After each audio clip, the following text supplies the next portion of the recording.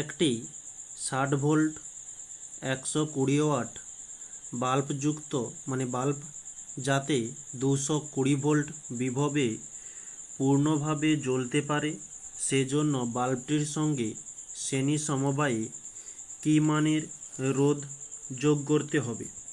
তো আমরা এখানে এই অঙ্কটি সমাধান করার জন্য লিখতে পারি, বাতিটি যখন পূর্ণভাবে জ্বলে,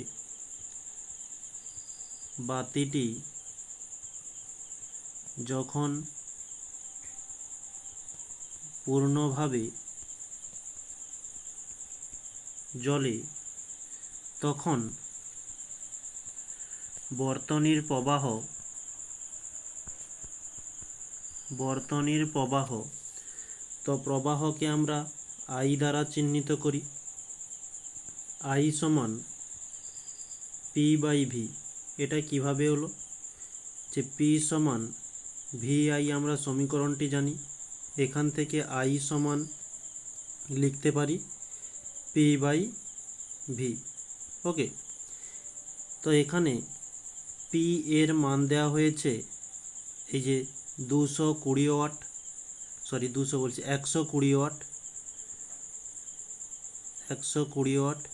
এবং V দেওয়া হয়েছে 60 ভোল্ট। আমরা এখানে মানগুলো বসাবো। 120/60, 0 0 কেটে গেল, 6 দিয়ে গেলে 2, তাহলে আমরা পাচ্ছি 2। তো প্রবাহ মাত্রা I এর একক হয়ে থাকে ওহম।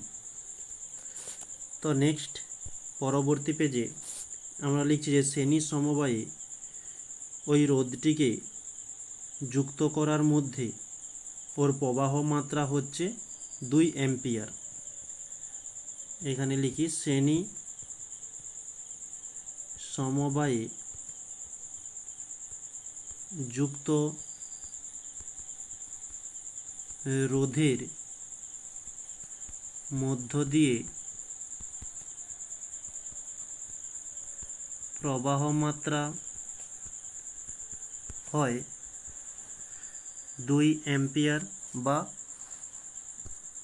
এখানে আমরা 2 অ্যাম্পিয়ার করব, 2 অ্যাম্পিয়ার। সেটা আমরা যেখানে ওহম করেছিলাম এটা ওহম হবে না, কারণ ওহম হচ্ছে রোধের একক হয়ে যায়, আর এটা অ্যাম্পিয়ার করে নিও। ওকে, এখানেও আমরা অ্যাম্পিয়ার করেছি যে 2 অ্যাম্পিয়ার। এখন আমরা লিখতে পারি রোধের 2 প্রান্তে বিভব প্রভেদ দেওয়া হলে কত, যে রোধের 2 প্রান্তে বিভব